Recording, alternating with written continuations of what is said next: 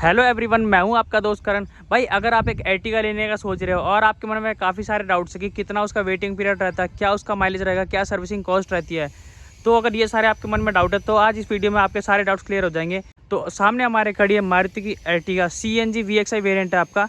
तो इसके बारे में आज हम बात करने वाले हैं इसके ओनर से कि क्या क्या उनका एक्सपीरियंस रहा है अब तक। तो हमारे साथ है सूरज भाई, तो ये है इस गाड़ी के ओनर।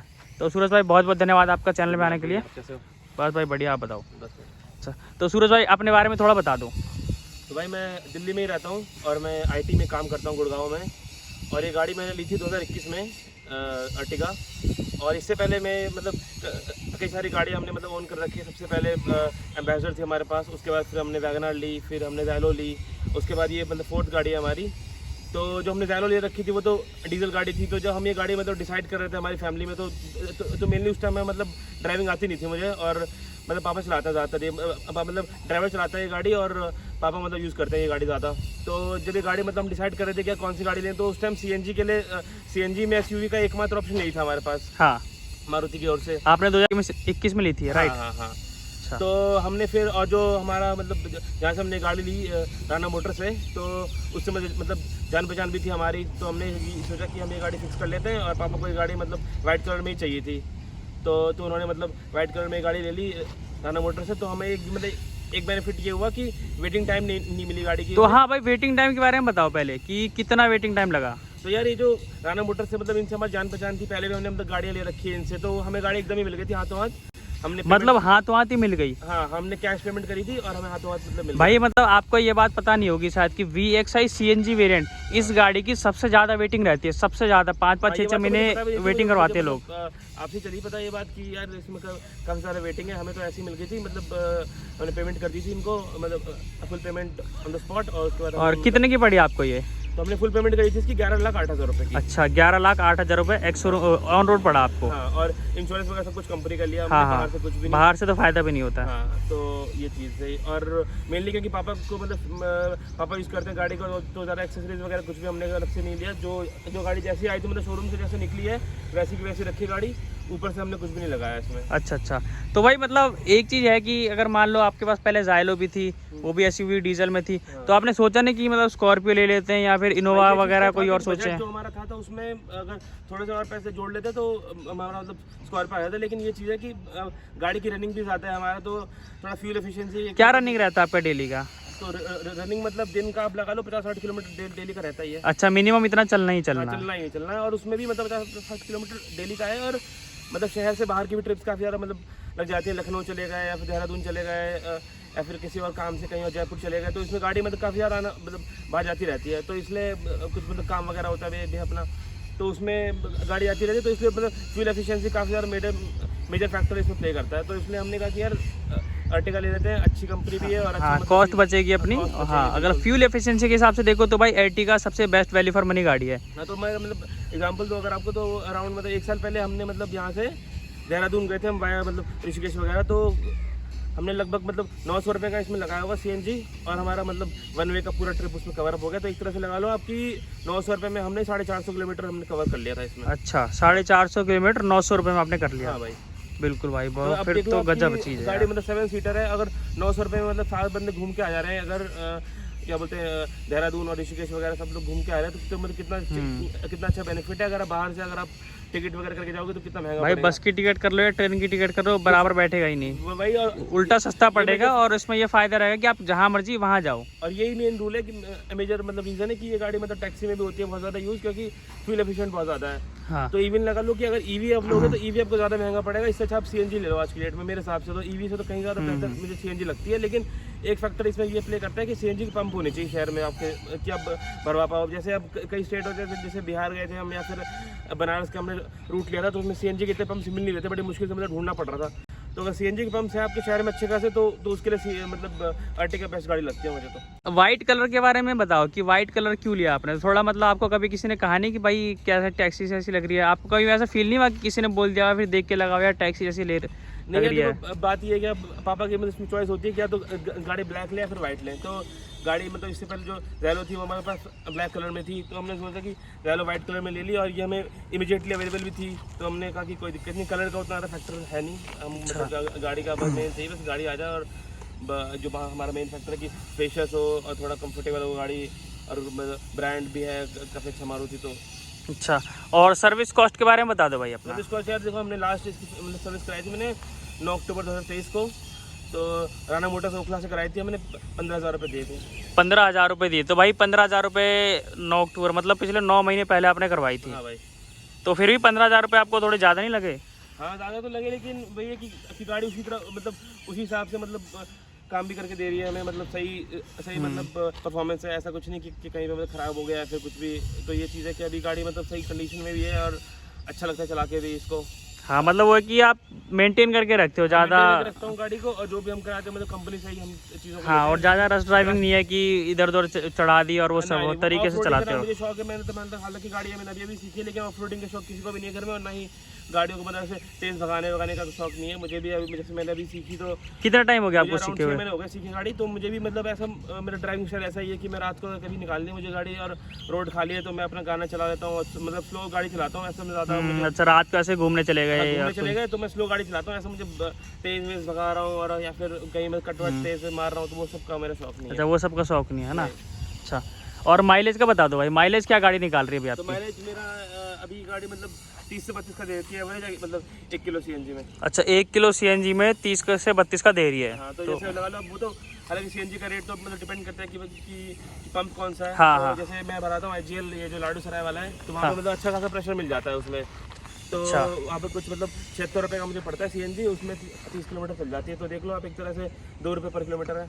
अच्छा, तो भाई प्रेशर वगैरह का क्या सीन होता है? जैसे कोई भाई अगर हमारा नहीं जानता तो बता दो आप। कि जो आपका सीएनजी का जो वो पाइपलाइन होता है, हाँ।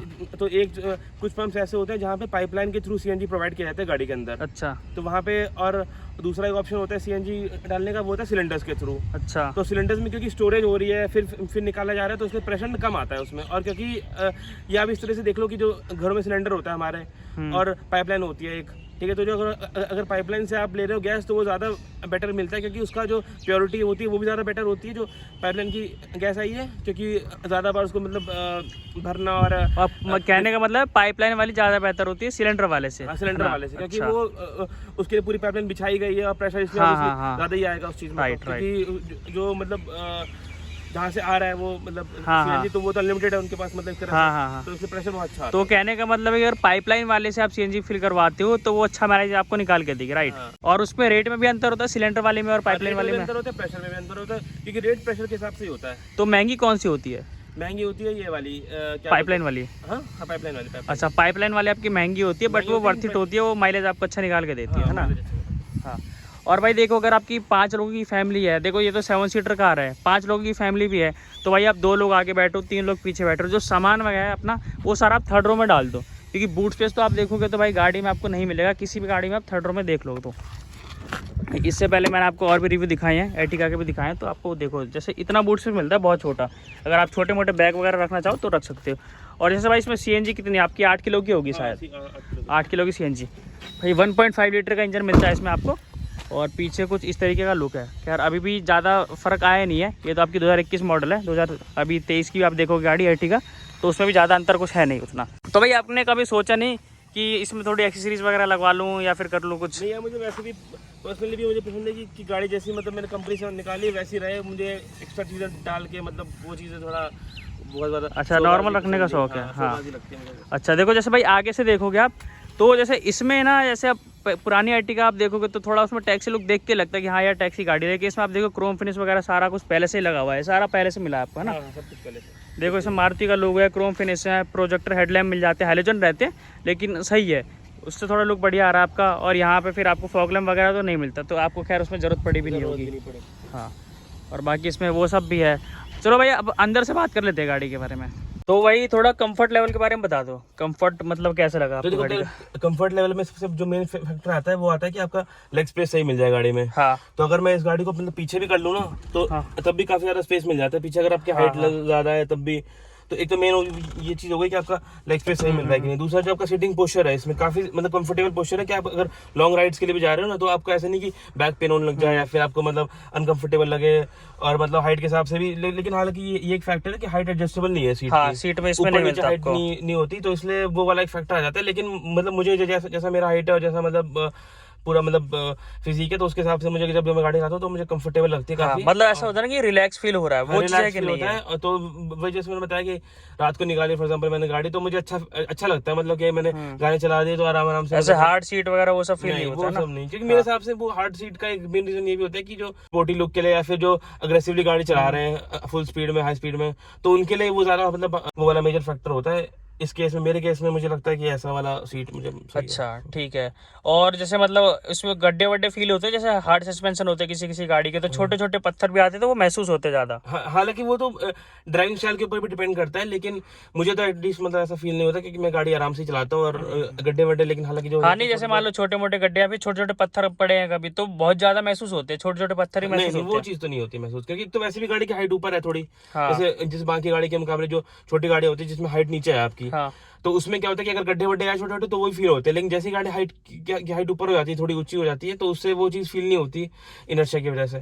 तो भाई सीट कंफर्ट देखे, जैसे गाड़ी चल रही है अभी, तो उस बेसिस पे देखे तो भाई जैसे कोई पत्थर वगैरह महसूस नहीं हो रहा है, गड्ढे वड्ढे तो भाई मुझे महसूस नहीं हो रहे। तो भाई अभी बताओ, जैसे आप गाड़ी चला रहे हो तो आपको कैसा फील हो रहा है? यार गाड़ी बहुत कंफर्टेबल लगती है मुझे हमेशा से, जब भी चलाता हूँ मैं। मेरा ड्राइविंग स्टाइल भी इसमें बता रखा है कि बहुत ही मतलब मैं गाड़ी को आराम से मैंने चलाता हूँ, तो उस चीज़ में मुझे गाड़ी काफ़ी ज़्यादा मतलब क्योंकि सिटिंग पोस्चर इसकी जो सीट है काफ़ी ज़्यादा मतलब सही लगता है मुझे, तो वो है कि काफ़ी अच्छा एक्सपीरियंस मिलता है जब भी गाड़ी चलाता हूँ ये वाली में। और देखो भाई, जैसे ये आपका VXI वेरिएंट है, तो इसमें आपको स्टीरियो तो नहीं मिलता, खाली रेडियो वगैरह है इसमें आपका। तो कभी ऐसा फील नहीं हुआ कि यार मैं स्टीरियो लगवा लूँ? जैसे अब तो आप चला रहे हो इसको खुद से, तो स्टीरियो वगैरह लगा लूँ थोड़ा? नहीं, नॉर्मली तो जैसे मैं बस ब्लूटूथ और क्या बोलते हैं रेडियो यूज़ करता हूँ, लेकिन मैंने अभी मतलब कुछ दिन पहले देखा स्टीरियो का पूरा फीचर कि उसमें मतलब मैप्स मिल जाता है, और या फिर जो एक्स्ट्रा चीज़ें होती है जैसे आप उसमें यूट्यूब वगैरह डाल सकते हो या फिर कोई भी मतलब स्ट्रीमिंग कर सकते हो, तो मुझे ये और जैसे रियर कैमरा हो तो आप वो भी देख सकते हो उसमें। तो ये फीचर मुझे काफी अच्छा लगा। मैं सोच रहा हूँ कि वो चीज लगवा लूँ यहाँ पर मैं, कि अगर कहीं बैठे कुछ देखना है, कोई सीरीज वगैरह देखनी है, अगर कहीं गाड़ी बैठे हुए खाना वाना खा रहे हैं, तो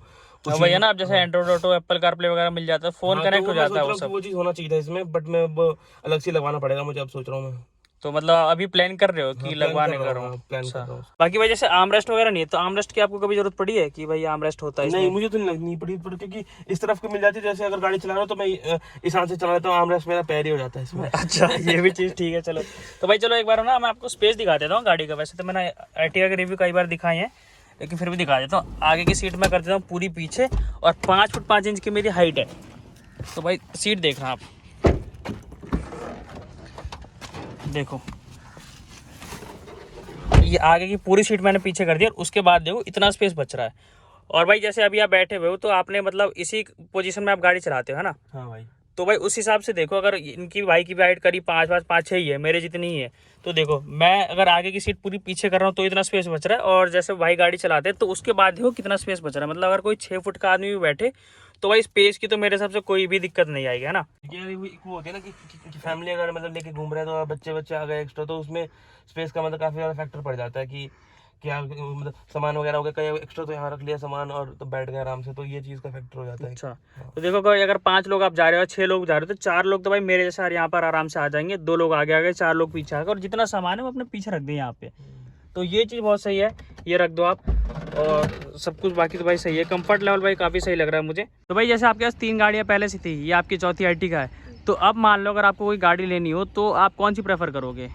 देखो इसमें तो मैं किसी भी दिन मतलब जो मैंने दिमाग में सोचा हुआ है गाड़ी, वो है MG हेक्टर।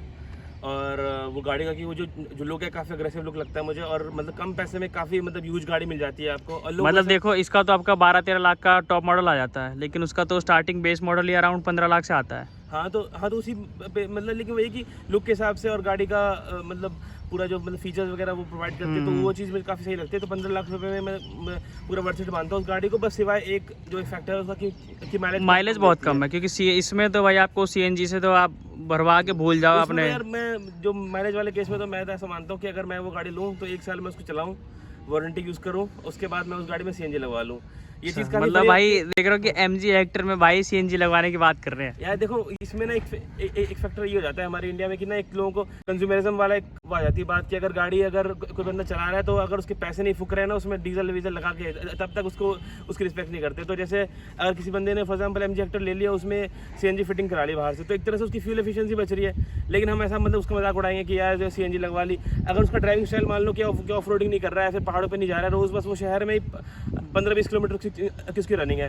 तो आप बताओ कि मतलब कहाँ से गलत है। अगर CNG वो लगवा रहा है अलग से और कंपनी प्रोवाइड नहीं कर रही तो उसने अलग से लगवा ली। अगर सेफ्टी कंसर्न को 1 मिनट के लिए हटा दें हम, ठीक है, तो CNG लगवाना मेरे हिसाब से गाड़ी में मतलब कोई गलत नहीं है। अगर बाहर से आपने वो CNG लगवाई है तो क्योंकि उसमें क्या है कि आपने गाड़ी का पूरा यूज़ भी कर लिया। जो आपकी 15 लाख रुपए में इतनी अच्छी गाड़ी आपको मिल गई, लुक मिल गया उसका, लुक भाई बहुत बहुत बढ़िया लुक है गाड़ी बहुत का। जेन्युइन है उसका। और जो बस एक मतलब फ्यूल एफिशिएंसी का एक फैक्टर है जो मतलब खराब चीज़ लगती है आपको उसमें, तो आप CNG लगवा लो। तो उसमें मतलब मुझे लगता है कि बहुत अच्छा ऑप्शन है। क्या हाँ देखो, अगर आपको कोई प्रॉब्लम नहीं है तो भाई कोई भी क्या बोल रहा है उससे क्या फर्क पड़ता है। एक वो बना रखा है, कई लोगों का मन भी करता होगा लेकिन वो सोचते हैं यार एक गलत धारणा बना रखी है कि एक CNG लगवाना जैसे पाप है एक तरीके का। हो गया तो लोग किलो हंसेंगे हमारे पास। अभी मैंने हाल ही दिन में देखा एक बंदे ने जो जिसने BMW में यार वो तो थोड़ा एक्सट्रीम लेवल केस हो गया था। एक्सट्रीम केस वो मानता हूँ कि BMW वो बिल्कुल लग्जरी गाड़ी में आ जाती है। लेकिन अगर MG Hector आपने सस्ते में ली है कम पैसों में और एक फ्यूल का एक आपका पड़ रहा है फैक्टर, तो उसमें CNG लगवा लो अलग से, मेरे हिसाब से कोई गलत नहीं है यार। हाँ कि मान लो आप तेल भरवाए जा रहे हो, गाड़ी आपने पसंद थी ले ली, लेकिन तेल भरवाए जा रहे हो, दिल में दर्द उठे जा रहा है। भाई लोगों का तो काम ही कहना है, लेकिन आपका देखो आपके पैसे बच रहे हैं, आपको गाड़ी मिल गई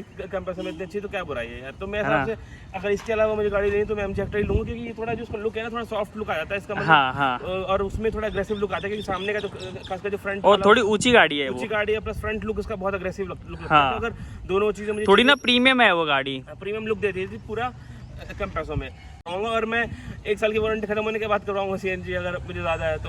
अच्छा। तो मैं 1 साल यूज़ कर लिया, अगर रनिंग क्योंकि अगर काम है फॉर एग्जाम्पल मैं अगर आसपास जा रहा हूँ तो मैं MG Hector यूज़ कर लूँगा। अगर बाहर जाना है शहर के तो अपना Ertiga है। अगर आपने MG Hector लिया उसमें CNG लगवा ली फिर तो बाहर भी लेके घूमो, उससे क्या फर्क पड़ता है। वो तो 1 साल के बाद लगा सकता हूँ, क्योंकि वारंटी का भी पूरा यूज़ करूँगा। अच्छा, वारंटी का भी मजा मिल जाए और वो भी मिल जाए। अच्छा तो भाई चलो ये तो हो गई आपकी पर्सनल चॉइस। अब मान लो कि कोई भाई आता है या मैं आता हूँ या कोई भी अपना भाई आता है छोटा से, तो वो पूछता है कि अगर मेरा 12-13 लाख का बजट है तो मैं Ertiga सोच रहा हूँ लेने की, तो मैं लूँ या नहीं लूँ, आप मुझे सजेस्ट करोगे या नहीं करोगे, या मुझे या किसी को भी। अगर देखो यार कोई भी बंदा पूछेगा कि मैं Ertiga लूँ तो मैं सबसे पहले पूछूंगा कि भाई आपकी रिक्वायरमेंट क्या है, आपका ड्राइविंग स्टाइल क्या है ये बता दो। क्योंकि यार जो भी आप गाड़ी चूज करते हो वैसे में आपका लाइफस्टाइल को मतलब रिफ्लेक्ट कर रही होती है। राइट। तो उसमें क्या होता है कि अगर वो बंदा बताए कि नहीं यार मुझे मतलब ऑफ रोडिंग करने का शौक है, मुझे गाड़ी भगानी है, या फिर मैं ऐसे चलाता हूँ, तो मैं बोलूँगा यार फिर तो सिंपली मैं मतलब मना ही करूँगा कि Ertiga मतलब, क्योंकि वैसा बिल्कुल फील नहीं होगा। कई बार मुझे भी ऐसा लगता है कि मतलब कि थोड़ा टैक्सी वाला लुक तो है गाड़ियों का, क्योंकि ज़्यादातर टैक्सी चलाती मतलब में होती है यूज़ ये गाड़ी,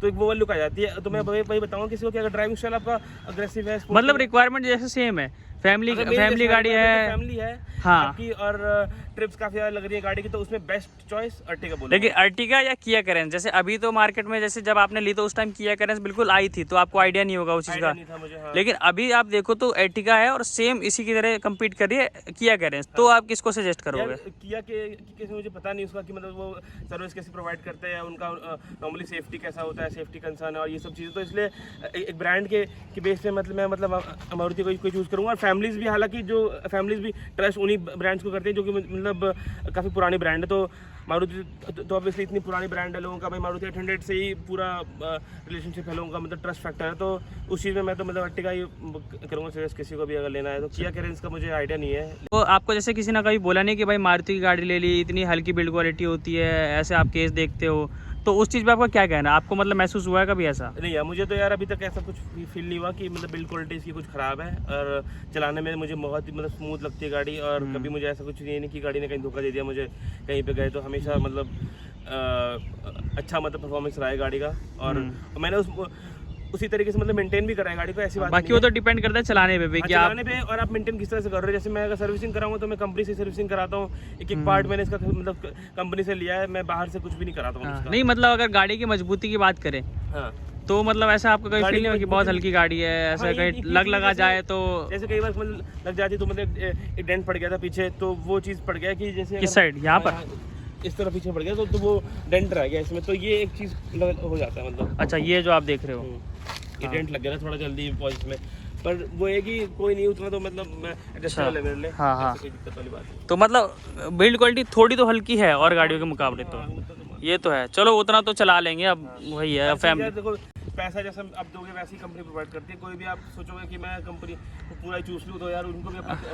बिजनेस चलाना है, तो ये चीज़ गलत मतलब हमारे अंदर वो धारणा है कि यार हम पैसा दे तो एक चीज़ बेस्ट मिले, हमें फ्यूल भी मिले, बिल्ड मिले, और लुक बढ़िया मिले, तो ये चीज़ का एक होता है, कहीं ना कहीं कॉम्प्रोमाइज़ करना ही पड़ता है। हाँ यार वो तो देखो डेफिनेटली है कि भाई मैं बोलूँगा कि हर लोग, आप कितने लोग देखोगे ना जो सिर्फ और सिर्फ कमी निकालने आते हैं गाड़ी में। हाँ। अब भाई आपने Ertiga ली 11 लाख रुपए, आपने 11,08,000 रुपए दिए, आपने 7 सीटर गाड़ी मिल रही उसी है। हिसाब से मिलेगी गाड़ी। हाँ। अब मुझे, मैं सोचूंगा कि BMW वाले फीचर्स मिल जाए मुझे 11 लाख रुपए में, तो कोई सेंस ही नहीं बनता उस बात में। वही ना, अब देखो 11,08,000 रुपये में आपको 32 का माइलेज मिल रहा है, 7 सीटर गाड़ी मिल रही है, सब कुछ अच्छा लुक मिल रहा है।